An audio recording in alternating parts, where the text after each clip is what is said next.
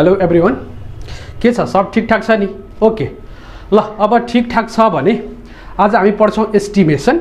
र यो एस्टिमेसन कस्तो च्याप्टर हो भने तपाईलाई यो हाइपोथेसिसको सबै आइडिया छ, टेस्टिङ अफ हाइपोथेसिसको सबै थोक आइडिया छ र सबै हाइपोथेसिस तपाईँ Z test, T test, small sample के हो, लार्ज सेम्पल के हो, त्यो सबै कुरोमा सबै भिडियो हेर्नुहुन्छ भने हाइपोथेसिसको टोटल भिडियो नै हालिदिएको छु म। र त्यो हाइपोथेसिसमा पनि जेड टेस्ट तपाईलाई राम्ररी तपाईले जेड टेस्ट पढ्नु भएको छ र इन्ट्रोडक्सन पार्ट पढ्नु भएको छ भने यो एस्टिमेसन भनेको गाह्रो कुरो छैन।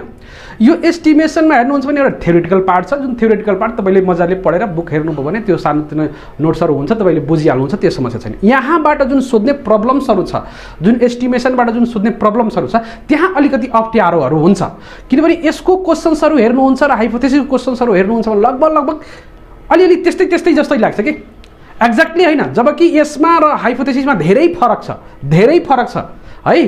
त्यहाँ टेस्ट गर्न भन्छ, यहाँ क्याल्कुलेट गर्न भन्छ, एस्टिमेट गर्न भन्छ, यहाँ हामीले केही निकाल्नु पर्ने हुन्छ है। त्यो फिडुसियल लिमिट होस्, त्यो कन्फिडेन्स इन्टरभल होस्, अथवा लिमिट्सको कुरो गरोस्, अथवा सेम्पल साइजको कुरो गरोस्, यहाँ निकाल्ने कुरो गर्छ। एस्टिमेटको यदि जेनरल कुरो गर्नुहुन्छ भने के निकाल्नु, गेस गर्नु भन्ने कुरो हुन्छ है। अब त्यही कुरोलाई मैले यहाँ तपाईँलाई के छ भने इक्जाम पोइन्ट अफ भ्यूले सिधै कुन फर्मुला कतिखेर युज गर्ने र कस्तो प्रब्लम सोद्धाखेरि कुन फर्मुला युज गरेर कसरी निकाल्ने भन्ने कुरो मैले सर्टकटमा जाँदैछु है। सर्टकट भन्नाले अब मैले त्यो ट्रिकी वे होइन कि, ट्रिकी वे त टेस्टिङ अफ हाइपोथेसिस भनौँ अथवा जुनसुकै म्याथमेटिक्समा र स्ट्याटिस्टिक्समा काम गर्दैन, त्यही भएर त्यो ट्रिकी वे हुँदैन। मैले तपाईँलाई सिधै प्रब्लम सल्भ गर्ने हिसाबले जान खोजेको है।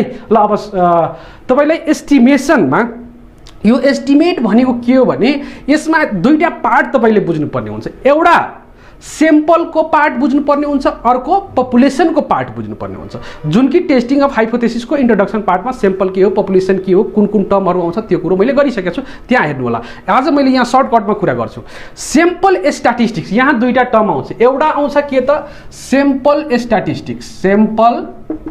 स्ट्याटिस्टिक्स र अर्को हुन्छ एउटा पपुलेसन प्यारामिटर हुन्छ। पपुलेसन प्यारामिटर सेम्पल स्ट्याटिस्टिक्स, जुन कि मैले टेस्टिङ अफ हाइपोथेसिसमा तपाईलाई सेम्पल प्यारामिटर लेखिया छु र पपुलेसन प्यारामिटर्स लेखिया छु। त्यहाँ तपाईलाई सेम्पल प्यारामिटर्स नै लेखिसकेका छु। किन लेखिया छु भने तपाईलाई बुझ्न सजिलो होस् भनेर मैले त्यो कुरो लेखिया छु। र तपाईले एस्टिमेसन पढ्नुभन्दा पहिला एउटा स्ट्यान्डर्ड इररको भिडियो छुट्टै छ, स्ट्यान्डर्ड इरर हेर्नै पर्ने हुन्छ। यदि स्ट्यान्डर्ड इररको भिडियो हेर्नु भएको छैन भने यहाँ झनै गाह्रो हुन्छ एस्टिमेसनमा। त्यही भएर एस्टिमेसन पढ्नु भनेको एउटा स्ट्यान्डर्ड इररको भिडियो छुट्टै छ, लगभग 40 मिनटको छ, त्यो हेर्नु होला। कम्प्लिट स्ट्यान्डर्ड इरर भयो, त्यहाँबाट तपाईँलाई स्ट्यान्डर्ड इरर कम्प्लिट कि एस्टिमेसनको कम्प्लिट हुन्छ। त्यसै गरी तपाईँलाई हाइपोथेसिसको नलेज हुनुपर्छ। ओके ल, ठिकै छ, त्यहाँ छोडौँ। अब सकेसम्म मैले यसैमा बुझाउने प्रयास गर्छु है। तपाईँलाई सकेसम्म यही भिडियोले मैले आइडिया दियोस् र यही भिडियोलेबाट तपाईँको काम चलोस् भन्ने हिसाबले मैले पढाइरहेको छु। अब पपुलेसन प्यारामिटर भयो र सेम्पल स्ट्याटिस्टिक्स। अब सेम्पल स्ट्याटिस्टिक्सलाई तपाईँले बुझ्नको लागि सेम्पल प्यारामिटर बुझ्दा पनि भयो। सेम्पलबाट आउने पार्टलाई, सेम्पलबाट आउने मिनलाई, सेम्पलबाट आउने स्ट्यान्डर्ड डेभिएसनलाई, सेम्पलबाट आउने भेरिएन्सलाई सेम्पल स्ट्याटिस्टिक्स भन्छौँ। र पपुलेसनको मिनलाई, पपुलेसनको स्ट्यान्डर्ड डेभिएसनलाई, पपुलेसनको भेरिएन्सलाई, पपुलेसनको प्रोपोर्सनलाई, यो सबैलाई के भन्छौँ हामी पपुलेसन प्यारामिटर्स भन्छौँ। जस्तै यो नोटेसनको कुरो गर्नुहुन्छ भने जस्तै मिन भयो है, सिग्मा भयो, सिग्मा स्क्वायर भयो, ठुलो पी भयो, ठुलो क्यू भयो, यो सबै पपुलेसन प्यारामिटर्सहरू हुन्, जुन कि मैले स्ट्यान्डर्ड इररको भिडियोमा पनि यो कुरा गरिसकेको छु है। ल अब यो भिडियो तपाईँ कहाँ पाउनुहुन्छ? एउटा टेस्टिङ अफ हाइपोथेसिसको फर्स्ट लेक्चरमा यो कुरोहरूको बारेमा डिल गरेको छु, अर्को के त स्ट्यान्डर्ड इररको बारेमा पनि डिल गरेको छु। यदि त्यो होइन, यो यहाँ पज गरेर त्यो भिडियो हेर्नै पर्छ जरुरी छैन, तपाईँले यहाँ बुझिसक्नुभयो। पपुलेसनबाट आउने मिन होस्, स्ट्यान्डर्ड डेभिएसन होस्, प्रोपोर्सन होस्, तपाईँको भेरिएन्स होस् होइन, के अरे कोरिलेसन कोएफिसिएन्ट होस्, जेसुकै होस्, पपुलेसनबाट आउनेलाई के भन्छौँ पपुलेसन प्यारामिटर्स भन्छौँ। र सेम्पलबाट आउने जस्तै एक्स बार मिन भयो, एस भयो स्ट्यान्डर्ड डेभिएसन, एस स्क्वायर भयो, यो भेरिएन्स भयो, त्यसै गरी सानो p भयो, सानो q भयो, यो सबै कुरोहरू के भयो, अरूहरू पनि छ, धेरै कुरोहरू छ जुन मैले बोलिसकेको छु पहिला नै है, etc भनेर। यो सबैलाई हामी स्याम्पल प्यारामिटर पनि भन्न पाइयो, तर एक्ज्याक्टली लेख्ने कुरो चाहिँ स्याम्पल स्ट्याटिस्टिक्स भन्छ। यो कुरो चाहिँ बुझिदिनु पर्यो यो एस्टिमेसनको लागि। ल ठिक छ, आई थिङ्क तपाईँले यहाँबाट बुझ्नुभयो। अब एस्टिमेसनको डिफाइन गर्दाखेरि एस्टिमेसनमा के गर्छ भने स्याम्पल स्ट्याटिस्टिक्सको युज गरेर पपुलेसन प्यारामिटर क्याल्कुलेट गर्छौँ, पपुलेसन प्यारामिटर एस्टिमेट गर्छौँ, त्यही नै हो एस्टिमेसनमा। एस्टिमेसनमा गर्छौँ कि एकचोटि फेरि सुन्नुहोस्, स्याम्पल स्ट्याटिस्टिक्सको युज गरेर, कसको? स्याम्पल स्ट्याटिस्टिक्सको युज गरेर हामीले के गर्छौँ, पपुलेसन प्यारामिटर्सहरू फाइन्ड आउट गर्छौँ। त्यो मिन हुनसक्छ, त्यो प्रोपोर्सन हुनसक्छ, जे पनि हुनसक्छ, त्यसैलाई हामी के भन्छौँ, एस्टिमेसन भन्छौँ। ठिक छ, यति कुरो भयो है। भनेपछि हामीले सिम्पल भाषामा तपाईँले के बुझ्नु पर्यो, एस्टिमेसनमा हामी पपुलेसन प्यारामिटर फाइन्ड आउट गर्छौँ, गेस गर्छौँ भनौँ, अथवा एस्टिमेट गर्छौँ भनौँ। तपाईँले अझ पनि लाइभ सिनारियो एक्जाम्पल तपाईँले एस्टिमेसनको हेर्नुहुन्छ भने अलिकति मैले ब्याकग्राउन्ड बनाइरहेको छु, नत्र भने तपाईँले फर्मुला लेखेर म ड्याङ्का गरिदिन्छु, डोन्ट वरी। अब अलिकति ब्याकग्राउन्ड बनाउने भने एस्टिमेसनको अर्को कुरो, तपाईँ लाइभ सिनारियो एक्जाम्पल हेर्नुहुन्छ भने तपाईँ रोड क्रस गर्दै हुनुहुन्छ, भन्नुहोस् तपाईँ रोड क्रस गर्दै हुनुहुन्छ अथवा म रोड क्रस गर्दैछु अथवा जोसुकै रोड क्रस गर्दैछु। रोड क्रस गर्नुभन्दा पहिला के गर्छ भने जुन बाटोबाट, जुन साइडबाट गाडी आउँदैछ त्यो गाडीलाई हामी पहिला हेर्छौँ, र गाडीलाई हेरिसकेपछि म यो गाडी पुग्नुभन्दा पहिला रोड क्रस गर्न सक्छु कि सक्दैन, त्यही नै हो एस्टिमेसन। हामी त्यही नै रोड क्रस गर्ने बेलामा नि हामी टाइमको क्याल्कुलेट गरिसक्यौँ, टाइमको एस्टिमेट गरिसक्यौँ कि हामी क्रस गर्ने बेलामा गाडी आएर हामीले ठोक्दैन नि त, हो कि न? त्यो भनेको त्यो हामी यदि गाडी हामीले आउनुभन्दा पहिला, हाम्रो नजिक गाडी आउनुभन्दा पहिला हामी क्रस गर्ने स्थितिमा हुन्छौँ भने हामी क्रस गरिदिन्छौँ, स्थितिमा हुँदैन भने हामी क्रस गर्दैन, केही छिन वेट गर्छ, त्यही नै एस्टिमेसन हो है। अरू कुरो तपाईँलाई मैले मान्नुहोस्, तपाईँलाई कुनै कलेजमा एडमिसन भयो, अब यस वर्ष यति एडमिसन भयो, मलाई अब मान्नुहोस् अर्को वर्ष है, अब अथवा मान्नु एडमिसन भर्ना मैले खोलेको छु, यसपालि नै भर्ना खोलेको छु, मेरो कलेजको 5-7 वर्ष भयो चलाइराखेको, अहिले एडमिसन खोलेको छु, यस वर्ष मेरो एडमिसन कति हुन्छ मैले एस्टिमेट गर्न सक्छु, मैले गेस गर्न सक्छु। के को बेसिसमा? त पास्ट एक्सपिरियन्सको बेसिसमा, लास्ट इयरको एक्सपिरियन्सको बेसिसमा, अथवा लास्ट के अरे स्याम्पल डाटाको बेसिस, अथवा मैले स्याम्पलबाट पनि एक्सपिरियन्सबाट पनि एस्टिमेट गर्न सकिन्छ, र अर्को के त स्याम्पलबाट पनि एस्टिमेट गर्न सकिन्छ। भनेको स्याम्पल चाहिन्छ मेन कुरो भनेको, हाइपोथेसिसमा पनि स्याम्पल चाहिन्छ, एस्टिमेसनमा पनि स्याम्पल चाहिन्छ, त्यही कुरो यसैमा हामीले एस्टिमेसनमा गर्ने। आई थिङ्क तपाईँलाई एस्टिमेसनको अलिअलि आइडिया थ्योरेटिकल भन्दा पनि तपाईँलाई बेसिक मैले याद दिएँ। अब यो बेसिक भइसकेपछि हामी सिधै के गर्छौँ भने एस्टिमेसनमा चाहियो के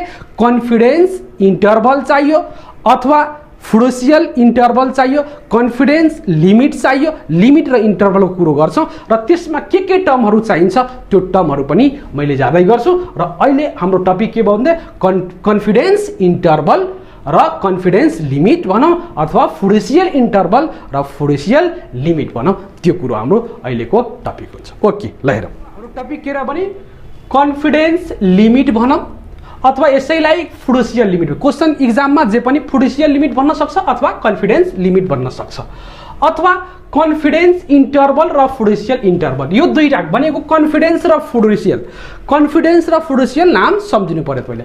एउटा कन्फिडेन्स लिमिट हुनसक्छ अथवा फिडुसियल लिमिटको कुरो सोध्न सक्छ, अथवा कन्फिडेन्स इन्टरभल र फिडुसियल इन्टरभल भनेको इन्टरभल र लिमिट दुईटा कुरो बुझ्नु पर्यो। यसलाई सर्ट फर्ममा सिएल भन्छ, यसलाई एफएल भन्छौँ, यसलाई सिआई भन्छौँ है, कन्फिडेन्स इन्टरभल, यसलाई हामी के भन्छौँ सर्ट फर्ममा सिआई भन्छौँ, यसलाई के भन्छ एफआई भन्छ। त्यसै गरी लिमिट भयो भने यहाँ तपाईँलाई के भन्छ एफएल भन्छ, र यसलाई के भन्छौँ सिएल भन्छ, कन्फिडेन्स लिमिट भन्छ। ल ठिक छ, डोन्ट वरी, यही नै हो भनेको कन्फिडेन्स र फिडुसियलसँग रिलेटेड प्रब्लमहरू पर्छ, र आउने नै त्यही हो, र त्यही कुरोलाई नै हामी फोकस गर्नुपर्ने हुन्छ। अब यसको डेफिनेसन के हो त, कन्फिडेन्स लिमिट के हो त्यो कुरो बुझ्नु पर्यो। अब कन्फिडेन्स लिमिटको डेफिनेसन अलिकति लेखिहालौँ, अङ्ग्रेजीमै लेखिहालौँ, त्यसपछि यसलाई म्याथमेटिक्समा तपाईँले मजाले बुझाउँछु, डोन्ट वरी, चिन्ता लिनु परेन है, मजाले जानुहोस्। एउटा भिडियोले तपाईँलाई काम चल्छ, एउटा भिडियो एस्टिमेसनको यो तपाईको इन्टरभल लिमिटसँग रिलेटेड गरिदिन्छु र अर्को भिडियोमा तपाईलाई सैंपल साइजहरु निकाल्नेसँग गरिदिन्छु। काम सकिन्छ, दुईटा भिडियोमा एस्टिमेसन कम्प्लिट हुन्छ, डोन्ट वरी ल। ओके, भनेको यो फुड कन्फिडेन्स लिमिट भनेको के भने लेख्नुस् त, the limit which contains the population parameter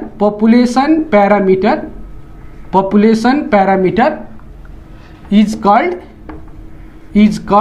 what? The limits which contains the population parameter is called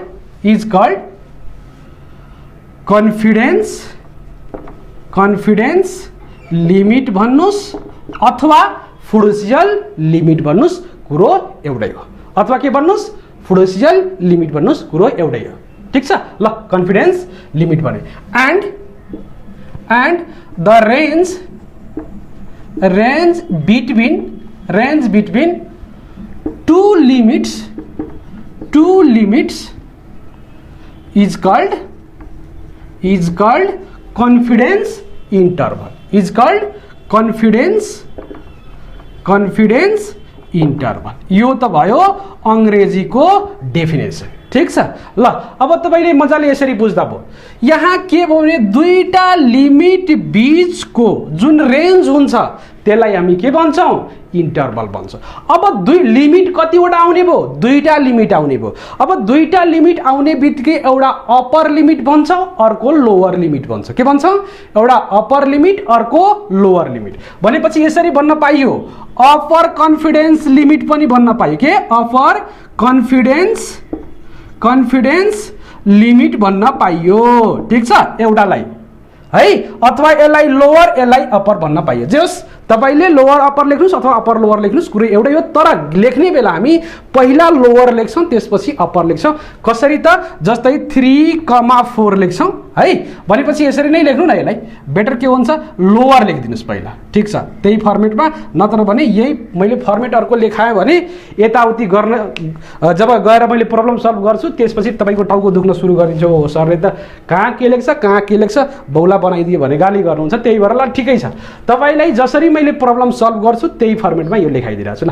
पहिला के लेख्नुस्, लोअर कन्फिडेन्स लिमिट, त्यसपछि के हुन्छ, अप्पर कन्फिडेन्स लिमिट। के हुन्छ, अप्पर कन्फिडेन्स लिमिट को कुरो गर्छु ल। अब कतिपयलाई यहाँ चक्कर आइसक्यो होला, कतिपयलाई टेन्सन भइसक्यो होला, सरले फुडुसियल लेखेको छ, यहाँ न डेफिनेसनमा कन्फिडेन्स के फुडुसियल को इन्क्लुड गर्दैन, न लिमिट को इन्क्लुड गर्नुहुन्छ, न इन्टरभल को फुडुसियल को कुरै गर्नु न। मैले भनिसकेको छु, एउटा कन्फिडेन्स लेखिरहेको छु भने कन्फिडेन्स लेखिरहेको छु, फुडुसियल लेख्छु भने फुडुसियल लेख्छु। किन दुईटै लेखेर दिमाग किन तताउने हो कि हैन? त्यही भएर दुईटै लेख्नु परेन। तपाईको एक्जाममा कन्फिडेन्स लिमिट नाम गरेर आयो भने कन्फिडेन्स लिमिट नाम गरेर लेख्नुस्, फुडुसियल लिमिट नाम गरेर आयो भने फुडुसियल लिमिट नाम गरेर लेख्नुस्, कुरो एउटै हो। मैले भन्न खोजेको एउटै हो। फर्मुला डेफिनेसन फरक हुँदैन, नाम मात्रै फरक हो, काम चाहिँ एउटै हो। ठीक छ ल, त्यही भएर यहाँ अब फुडुसियल लेख्नु पर्यो, कन्फिडेन्स लेख्नु पर्यो, त्यो जरुरी छैन। ओके ल, अब यो दुईटा, यो त लोअर लिमिट भयो, यो अप्पर लिमिट भयो, यो दुईटा बीचको रेन्जलाई हामी के भन्छौं, कन्फिडेन्स व्हाट, कन्फिडेन्स इन्टरभल। यही कुरो लेखिया छु। यति नै म्याथमेटिक्स मैले यहाँ लेखिया छु बोर्डमा। यो डेफिनेसनमा, यो अंग्रेजीको डेफिनेसनमा बुझ्ने गरी बुझ्नुस्। घोक्नुहुन्छ भने घोक्नुस्, मलाई केही जादैन मेरो ल। ओके, तर घोक्ने प्रयास नगर्नुस्। ओके ल, अब हामी के गरौँ, अब यसपछिको त्यो सानो इन्ट्रोडक्सन नै गयो अहिले। अब सिधै हामी म्याथमेटिक्सतिर जाउँ, हामी प्रब्लमतिर जाउँ। प्रब्लम गर्नुभन्दा कस्तो कस्तो खाली हुन सक्छ भनेपछि के गर्छ भने हामीले यसमा गर्ने भनेको कन्फिडेन्स लिमिट निकाल्छौं अथवा फुडुसियल लिमिट निकाल्छौं। के त, फर ट्रु मीन को लागि भनेको पपुलेसन मीन को लागि र पपुलेसन प्रोपोर्सन को लागि हामी के निकाल्छौं, कन्फिडेन्स लिमिट निकाल्छौं अथवा फुडुसियल लिमिट निकाल्छौं अथवा इन्टरभल निकाल्छौं। गर्ने कुरो के हो भनेको अबको हाम्रो हेडिङ के भयो, अबको हेडिङ के भइदियो भनेको के त, confidence limit for population proportion, अथवा मेन हाम्रो यसरी पनि भन्न पाइयो, confidence limit for population parameter लेखिदिने मेन हेडिङ, अनि त्यसको सब हेडिङहरू अब मिनको हो कि पपुलेसन प्यारामिटरमा त मिन पनि पर्छ, प्रोपोर्सन पनि पर्छ, त्यो भित्रको हामी हेडिङको कुरो गर्छौँ। अब हामीले यसमा गर्ने भनेको सिंगल मिन र सिंगल प्रोपोर्सनको मात्रै गर्छौँ, अरू आवश्यकता हामीलाई छैन। ठिक छ, त्यही भएर त्यसै दुईटा इम्पोर्टेन्ट छ। हुन त अरूको पनि हुन्छ, डबल प्रोपोर्सनको पनि हुन्छ, डबल मिनको पनि हुन्छ, तर त्यो आवश्यकता हामीलाई छैन, चाहिएको कुरो मात्रै म राख्छु। ल अब अगाडि बढौँ फेरि। Okay, confidence limits for estimating population parameters, यो मेन हेडिङ भयो है, अथवा यसलाई फुडोसियल लिमिट लेखे पनि हुन्छ। ओके, ल अब यसको हामीले यो त भयो पपुलेसन प्यारामिटर्स त धेरै छ, पपुलेसन प्यारामिटर्स त मिन पनि हो, प्रोपोर्सन पनि हो, तपाईको स्ट्यान्डर्ड डेभिएसन पनि हो, भेरिएन्स पनि हो, कोरिलेसन कोएफिसिएन्ट पनि हो, तर हामीले निकाल्छौँ के सबैको लागि त जरुरी छैन पढ्न, हामीलाई चाहियो के त सिंगल मिनको र सिंगल प्रोपोर्सनको। त्यही भएर अब सब हेडिङ मैले लेखेँ। सब हेडिङ के भयो त confidence limits for estimating population mean, के त पपुलेसन मिन को नोटेसन के म्यू पनि तपाईले लेख्न पाउनुभयो, के त confidence limit for estimating population mean for large sample. कसको त हामी जति पनि गर्छौं प्रोपोर्सनको पढ्छौं अथवा मिन को पढ्छौं, लार्ज सैंपलकै कुरो गर्छौं भनेपछि जेड टेस्टमा तपाईलाई थाहा छ लार्ज सैंपल भनेको 30 भन्दा माथि सैंपल साइज कति 30 भन्दा माथि सैंपल साइज छ भने त्यसलाई हामी के भन्छौं लार्ज सैंपलको कुरो गर्छ भनेको जति पनि हामी प्रब्लमहरु गर्छौं त्यो हाम्रो लार्ज सैंपलको आउँछ 30 सैंपल साइज 30 भन्दा माथि आउँछ। ओके ओके ल ठीक छ। अब यसबाट हामी कुरो गरौँ अब म्याथमेटिक्समा जाउँ। के त अब यसको लागि फर्मुला तपाईको दुईटा हुन्छ है। अब दुईटा कतिखेर फर्मुला युज गर्ने त्यतातिर जाउँ है। ल अब एउटा फर्मुला के हुन्छ भने x बार प्लस माइनस, अब हेर्नुस् कति पर्सेन्टमा यो म बुझाउँछु तपाईलाई, don't worry, x bar z alpha into standard error in x बार भनेको स्ट्यान्डर्ड इरर इन x बार एउटा फर्मुला यो भयो है। अब मेन कुरो आयो स्ट्यान्डर्ड इरर को, यसमा टर्महरु पहिला बुझ्नुस् त्यसपछि म यसलाई अझ पनि मजाले लेख्छु, डोन्ट वरी।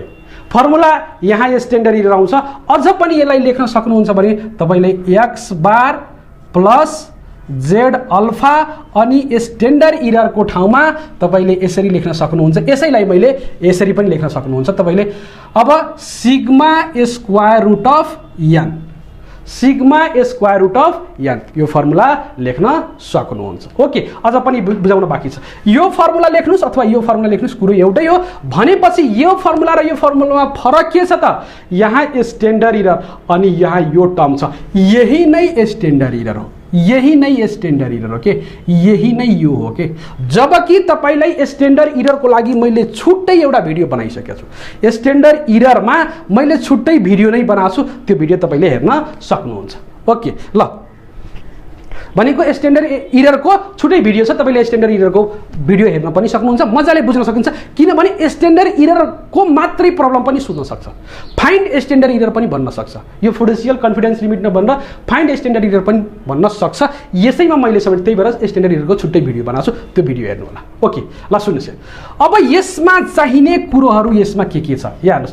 जेड अल्फा आयो भनेको टेबुलेटेड भ्यालु, अल्फा भनेको के त कन्फिडेन्स के हो, यो लेभल अफ सिग्निफिकेन्स, अल्फा भनेको लेभल अफ सिग्निफिकेन्स हो। अब सुन्नुस्, अब यसमा हामीले जुन काम गर्छौं नि, हाम्रो कन्फिडेन्स इन्टरभल्सहरु कुन कुनमा गर्छौं भने 90% यहाँ हेर्नुस्, जनरली युज्ड कन्फिडेन्स इन्टरभल्स मा हामी कति पर्सेन्ट युज गर्छौँ 90% को गर्छौँ 95% को गर्छौँ र 99% को यो तीनटा मध्ये कुनै एउटा पर्सेन्टको गर्छ हुन त तपाईको एक्जाममा 90% मा पनि सोध्न सक्छ 95% मा पनि सोध्न सक्छ कुनै तीनटामा पनि सोध्न सक्छ तर जेनरली युज कन्फिडेन्स इन्टरभलहरु 90% 95% र 99% मा अब यसमा तपाईले के गर्नु होला भने एउटा काम यसमा के गर्नु भने तपाईले यो टेबुलेटेड भ्यालु तपाईले मेमोराइज गरिहाल्नु होला मैले यहाँ लेखिदिरहेको छु है अब यसमा यो 90% भनेको के को दिएको हुन्छ त 1 माइनस अल्फा को भ्यालु यो अल्फा को भ्यालु मात्र हैन अल्फा को मैले तपाईले सम्झिनुहुन्छ भने फेरि पहिला अल्फा भनेको 5% लिनुस् कि 10% लिनुस् मैले हाइपोथेसिसमा बोलेको छु अल्फा को भ्यालु तपाई 1% 5% र 10% मध्ये लिनु होला भनेर बोलेको छु यदि क्वेशन्समा दिएको छैन भने 5% लिनु होला त्यो अल्फा भनेको 1% 5% 10% त्यस्तो कुरो गर्ने तर यो जुन 90% 95% 99% यो 1 माइनस अल्फा को भ्यालु दिएको हुन्छ यति कुरो तपाईले बुझ्नुपर्ने हुन्छ एक्जाममा 90% आयो भने 1 माइनस अल्फा को भ्यालु हो त्यही गरी 95% पनि आयो भने 1 माइनस अल्फा कै भ्यालु हो यो 99% आयो भने यो पनि 1 माइनस अल्फा कै भ्यालु हो भने तपाईले बुझ्नु पर्छ नत्र भने यो अल्फा हैन अब 1 माइनस अल्फा यो पनि हो यो पनि 1 माइनस अल्फा हो भने मान्नुस् 90% 1 माइनस अल्फा हो भने यसबाट अल्फा को भ्यालु कति त 100% पुर्याउनको लागि कति त 10% हो अल्फा यहाँ कति 10% यहाँ अल्फा कति 5% अनि यहाँ अल्फा कति 1% यही कुरो हो ठीक छ यही नै कुरो हो अब यसमा तपाईले z अल्फा को भ्यालु हेर्नुहुन्छ भने यसको लागि कति हुन्छ भने 1.64 हुन्छ र यहाँ z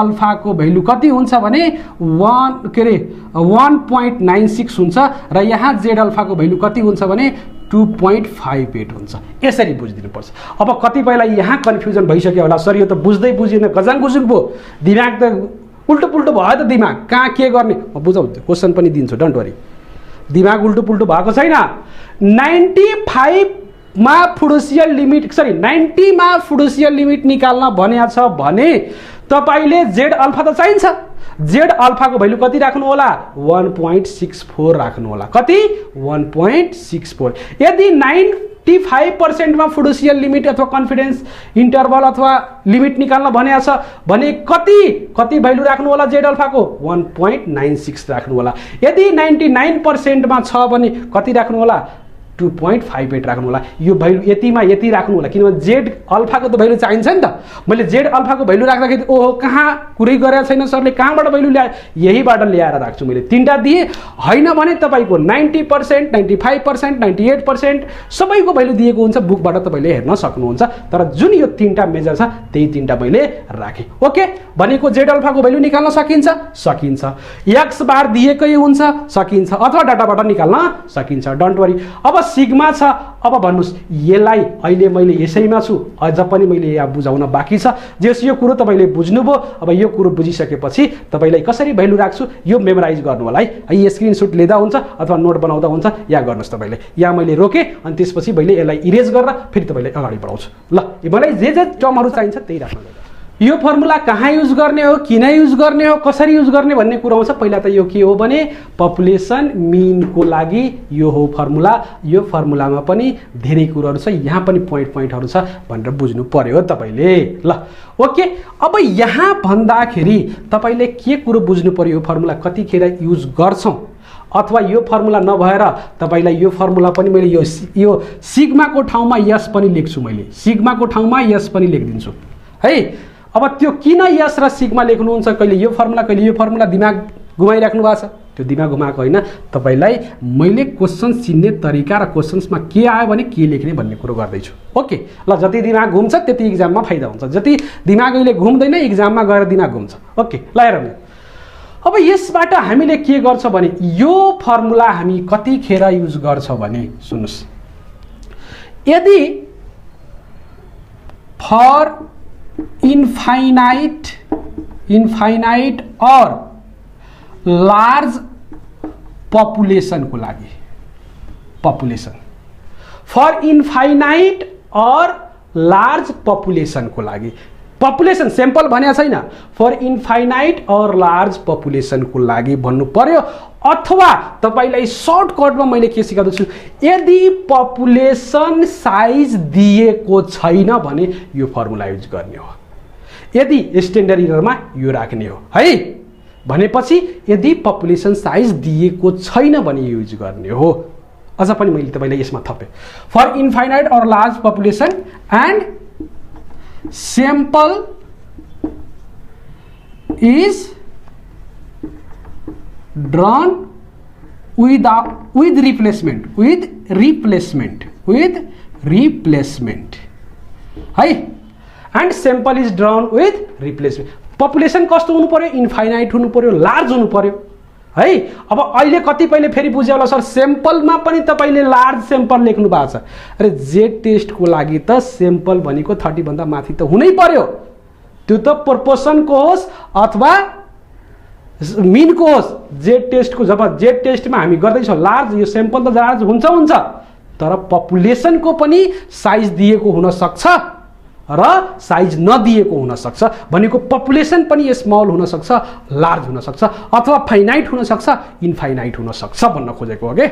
त्यही भएर कन्फ्युज नहुनुहोस्, कन्फ्युज हुने ठाउँ छ यहाँ, तर कन्फ्युज हुनु छैन। ओके ल सुन्नुहोस्, and sample is drawn with रिप्लेसमेन्टको कुरो गरेँ। यो तपाईलाई इक्जाममा रिप्लेसमेन्ट यताउति नबुझे पनि तपाईलाई यसमा सिम्पल भाषामा सिकाइदिन्छु। Okay don't worry. ल एउटा यो भयो, ठिक छ, यो भयो यो केसमा। अब अर्को केसमा हेर्नुहोस्, यदि फाइनाइट पपुलेसन भयो भने के गर्ने। फाइनाइट पपुलेसन भयो भने यो कसको लागि हामी लेख्दैछौँ फर्मुला त 1 माइनस अल्फा द पर्सेन्ट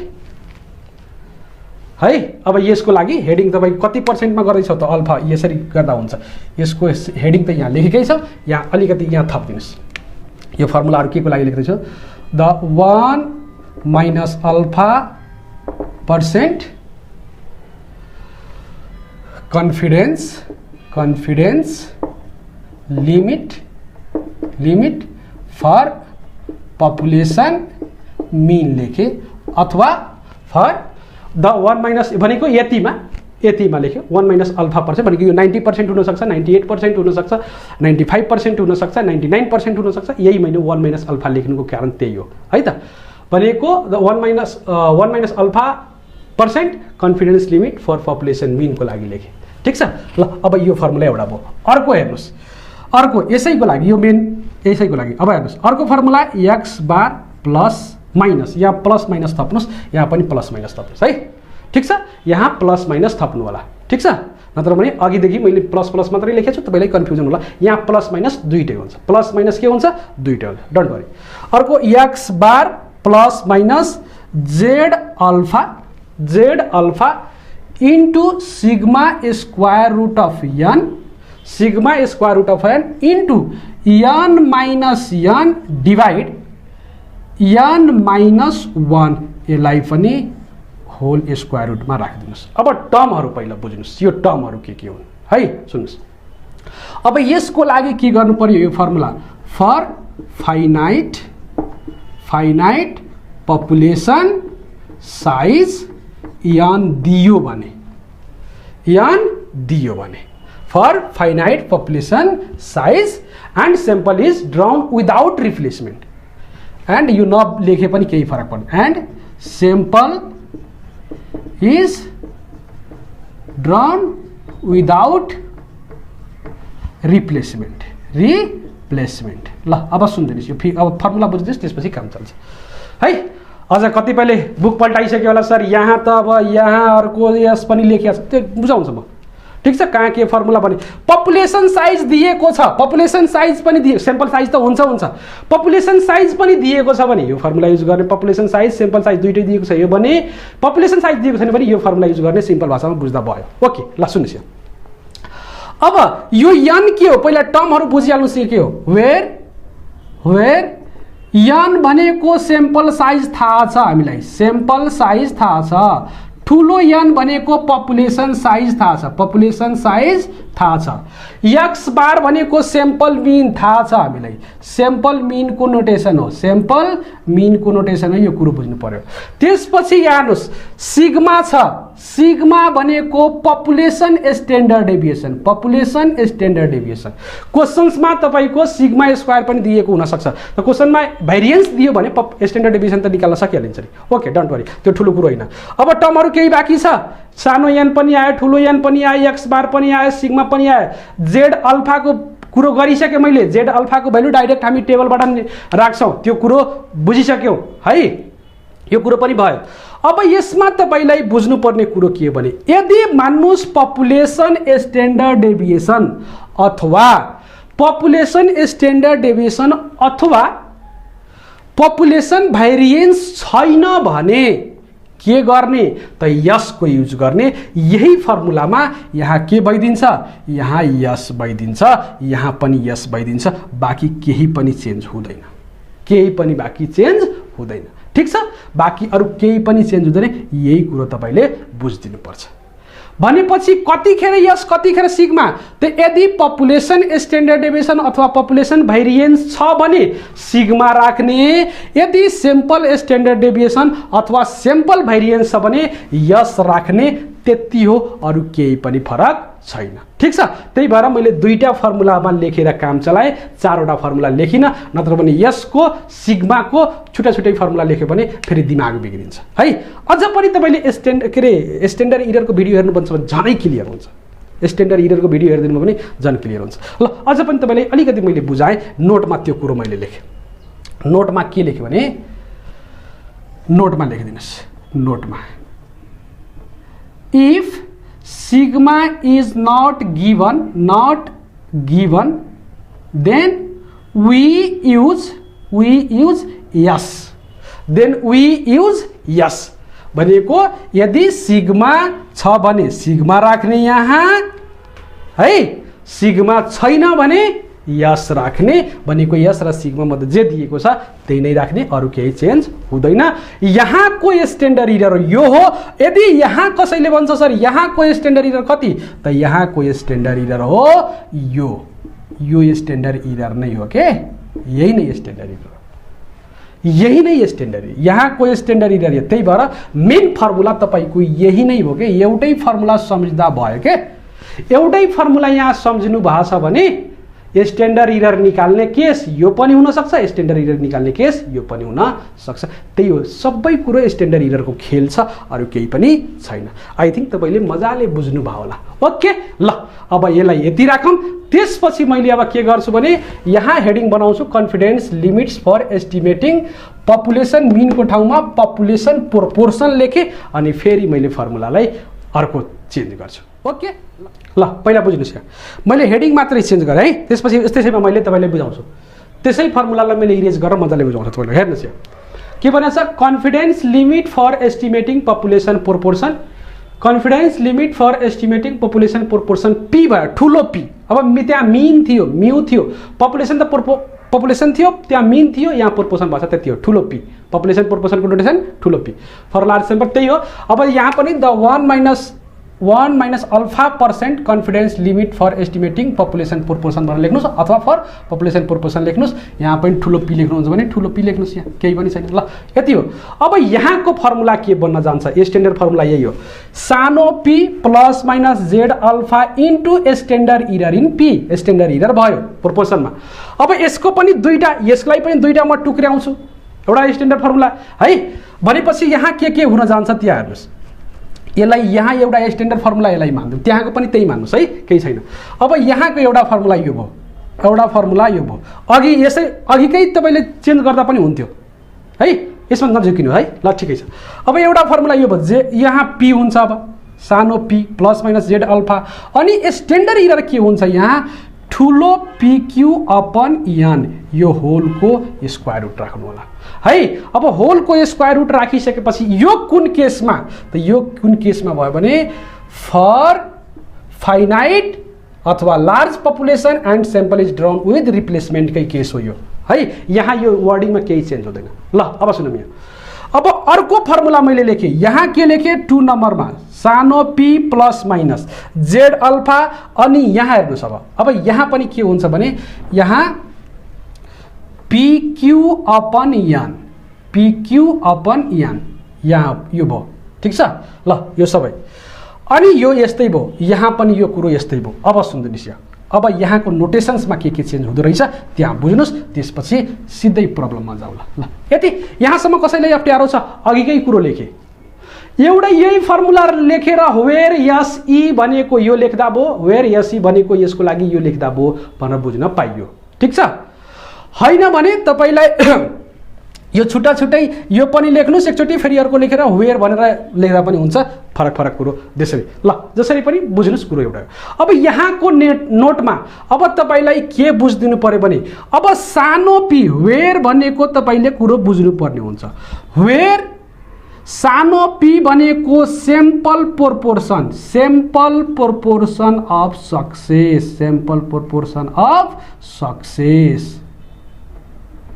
र ठुलो पी भनेको पपुलेसन प्रोपोर्शन अफ सक्सेस ठीक छ अब हेर्नुस् त्यसै गरी सानो पी भयो अब क्यू जहाँ आउँछ त्यहाँ फेलियरको कुरो आउँछ अब सानो क्यू अनि ठुलो क्यू आउँछ भनेपछि सानो पी भयो भने सक्सेस सानो क्यू भयो भने फेलियर सैंपलको त सैंपलकै हो है त्यसै गरी ठुलो P population proportion of success भने ठुलो Q population proportion of failure हो अब कसैले भन्छ सर यो सानो पी ठुलो पी मैले बुझिन तपाईले सानो पी ठुलो पी बुझ्नु पनि हुन्न यति सजिलै किनभने प्रोपोर्शन को छुट्टै मैले जे टेस्टमा सिंगल प्रोपोर्शन र डबल प्रोपोर्शन को भिडियो नै बनाएको छु टेस्टिङ अफ हाइपोथेसिसमा त्यहाँ प्रोपोर्शन के हो त्यहाँ डिटेल्स कसरी निकालिन्छ सक्सेस कसलाई मान्ने फेलियर कसलाई मान्ने कसरी निकाल्ने सबै कुरो मैले त्यो भिडियोमा सिकाएको छु त्यो तपाईलाई भिडियो हेर्नै पर्छ अर्को कहाँ सिकाएको छु भने यदि तपाईले प्रोबेबिलिटीमा जानुहुन्छ भने बाइनोमियल डिस्ट्रिब्युसनमा मैले फेरि पी र क्यू को कुरो पनि गरेको छु त्यहाँ भनेको तपाईलाई पपुलेसन प्रोपोर्शन हो कि सैंपल प्रोपोर्शन हो कि सक्सेस हो कि फेलियर हो त्यो देखाएको छु र तपाईलाई पी को बारेमा क्यू को बारेमा नलेज हुनै पर्छ अदरवाइज यो पी र क्यू मै तपाईले झुन्डिनु भयो भने काम चल्दैन त्यही भएर मैले त्यहाँ फेरि पटक पटक बुझाए भने आधी घण्टा त्यसैमा मेरो जान्छ फेरि यो लामो भिडियो हुन जान्छ जुन टार्गेटको लागि आएको छु त्यो टार्गेट मिट हुँदैन त्यही भएर तपाईले ठुलो पी सानो पी पी क्यू प्रोपोर्शनको लागि त्यो भिडियोहरु हेर्नु होला त्यहाँबाट सिकिसकेपछि यहाँ आउनु होला झन् तपाईलाई मजा आउँछ ल ओके भयो त्यही भएर मैले धेरै कुरो गरिन है एउटा कुरो के हुन्छ पी र क्यू को सम पनि के हुन्छ सानो पी होस् ठुलो क्यू होस् तपाईलाई के हुन्छ सानो पी ठुलो के रे सानो क्यू को सम 1 हुन्छ अथवा ठुलो पी ठुलो क्यू को सम पनि 1 हुन्छ यो कुरो पनि त्यहाँ मैले भनेको छु यहाँ पनि मैले भने ल अब सुन्दैछ अब अझ फनी फर्मुलामा यसमा कतिखेर युज गर्ने के गर्ने भनेको यहाँको स्ट्यान्डर्ड एरर त यही भयो यहाँको यसैलाई स्ट्यान्डर्ड एरर भन्छ स्ट्यान्डर्ड एरर यही भन्छ अब अर्को कुरो यहाँको स्ट्यान्डर्ड एरर यो भन्छ स्ट्यान्डर्ड एरर सानो पी लेख्ने ब्र्याकेटमा लेख्ने चलन त यसै छ है स्ट्यान्डर्ड एररको पनि छुट्टै भिडियो बनाउँछु ल अब यहाँको स्ट्यान्डर्ड एरर यो भयो ठीक छ ल अब सुन्दैछ अब कतिपय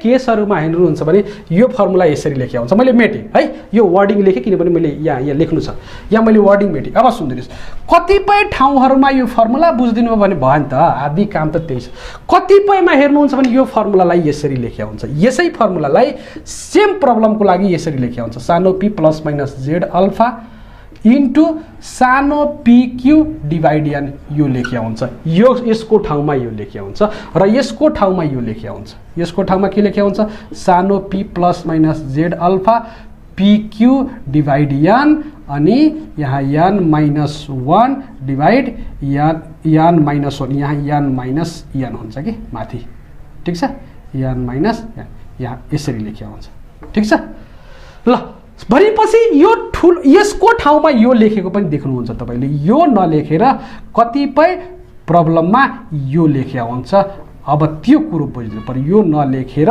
यसको ठाउँमा यो लेखेको हुन्छ त्यसको बारेमा बुझ्नुस् यदि मान्नुस् पपुलेसन प्रोपोर्शन छैन त्यो सक्सेस होस् अथवा फेलियर होस् के छैन भने सिम्पल के रे पपुलेसन प्रोपोर्शन को कुरो छैन दैट मीन्स ठुलो पी अथवा ठुलो क्यू दिएको छैन। प्रब्लममा ठुलो पी र ठुलो क्यू मध्ये कुनै पनि एउटा दिएको छैन। किनभने दुईटा मध्ये कुनै एउटा दियो भने त यहाँबाट त हामी अर्को निकालिहाल्छ नि त। P plus Q is equal to 1 त हाम्रो हुन्छ। यहाँबाट त दुईटा मध्ये एउटा दियो भने अर्को निकालिहाल्छ हामी। त्यही भएर यदि ठुलो पी र ठुलो क्यू दिएकै छैन भने यो फर्मुला लेखेर त काम छैन नि त। त्यतिखेर के गर्नु होला भने ठुलो पी र ठुलो क्यू दिएको छैन भने सानो पी र सानो क्यू को फर्मुला युज गरेर प्रब्लम सल्भ गर्नु होला। भन्नु त्यति मात्र हो, अरु केही पनि छैन। त्यति मात्र हो, अरु केही पनि छैन। ओके, भनेको केही छैन। यदि ठुलो पी र ठुलो क्यू मध्ये कुनै पनि दिएको छैन भने सानो पी र सानो क्यू फर्मुला पनि के लेख्नु होला, यो नलेखेर तपाईले फर्मुला यो लेखिदिनु होला। यो नलेखेर फर्मुला तपाईले यो फर्मुला लेखिदिनु होला। ठीक छ? कतिखेर यदि ठुलो पीक्यू दिएको छैन भने सानो पीक्यू को फर्मुला हाल्ने। आई थिंक तपाईले मजाले बुझ्नु होला। त्यति हो।